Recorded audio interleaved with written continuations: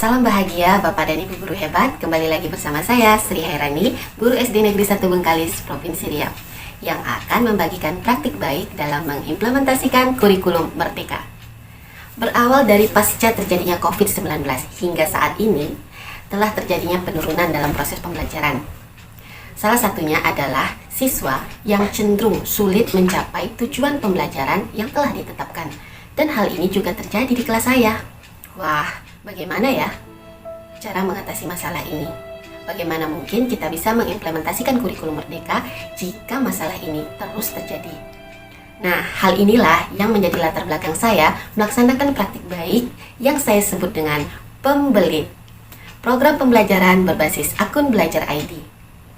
Program ini saya susun untuk mengoptimalkan pembelajaran dan meningkatkan minat siswa dalam literasi digital. Tantangan yang saya hadapi dalam membuat program ini adalah salah satunya adanya penolakan dari orang tua maupun beberapa guru tentang keberatannya mereka bahwa anak-anak atau murid harus membawa HP ke sekolah. Mengingat banyak sekali hal-hal negatif yang sering kita dengar terjadi saat ini. Salah satu contohnya disalahgunakan dengan bermain game, kemudian juga dengan mengambil video yang tidak semestinya diambil, dan masih banyak lagi. Namun hal ini bisa saya atasi dengan menjalin komunikasi dua arah antara saya dengan orang tua maupun guru lainnya. Saya memberikan keyakinan kepada orang tua dan guru bahwa saya akan mengawasi anak-anak selama pembelajaran di sekolah.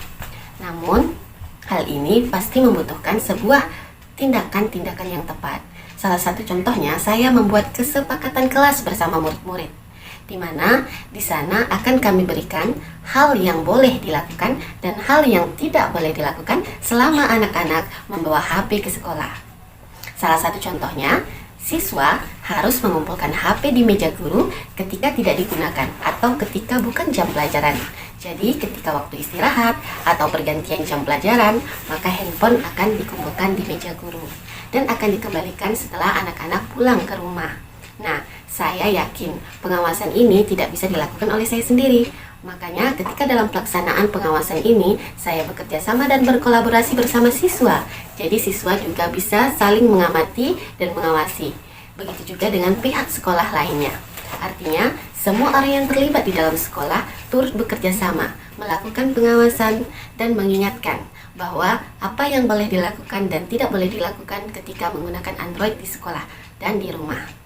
Nah, hal berikutnya yang saya lakukan, saya juga terus mensosialisasikan kepada siswa bagaimana cara berdigital yang baik dan edukatif. Nah, mau tahu kan langkah-langkah apa saja yang telah saya lakukan? Simak video ini sampai selesai. Hal pertama yang saya lakukan adalah melakukan asesmen diagnostik di awal tahun ajaran baru dan di awal materi pembelajaran yang baru. Nah, tujuan daripada asesmen ini adalah untuk mengidentifikasi kompetensi, kelebihan, kekurangan daripada siswa. Saya juga menggunakan asesmen di dalam platform Merdeka Mengajar. Yang kedua adalah mengumpulkan dan mengolah hasil asesmen. Yang ketiga adalah menentukan strategi pembelajaran. Nah, berdasarkan hasil asesmen tadi, maka pembelit adalah salah satu alternatif kegiatan praktik baik yang cukup bagi saya untuk melaksanakan pembelajaran saat ini. Selanjutnya yang keempat adalah merencanakan pembelajaran. Nah, di dalam merencanakan pembelajaran, saya lebih menekankan kepada media pembelajaran yang saya gunakan. Terutama melalui HP anak-anak, saya mengoptimalkan penggunaan aplikasi-aplikasi Google Workspace for Education yang ada di dalam akun belajar ID anak-anak. Yaitu salah satu contohnya adalah penggunaan papan tulis virtual atau yang kita sebut dengan Google Jamboard. Kemudian penggunaan Google Classroom untuk mengirimkan LKPD, modul, dan bahkan asesmen. Kemudian penggunaan Google Chat sebagai sarana komunikasi dan juga bisa menjadi pengumpulan tugas untuk siswa dan saya. Kemudian juga banyak platform-platform edukasi yang terhubung dengan akun belajar ID. Nah, salah satu contohnya yang sangat sering kita dengar dan tidak asing lagi adalah Canva.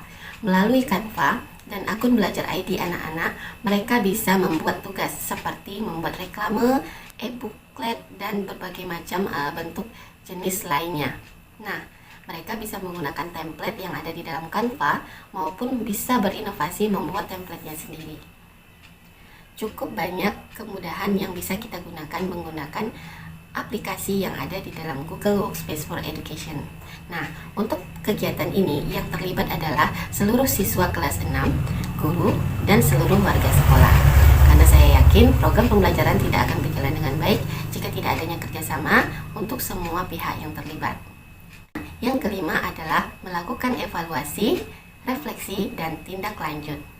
Berdasarkan hasil dari program kegiatan yang telah saya laksanakan, hal signifikan yang terjadi adalah dan terlihat oleh saya saat ini, yaitu mampunya dan mahirnya siswa saya dalam menggunakan semua aplikasi yang ada di dalam Google Workspace for Education ketika mereka menyelesaikan tugas-tugas yang sudah saya berikan.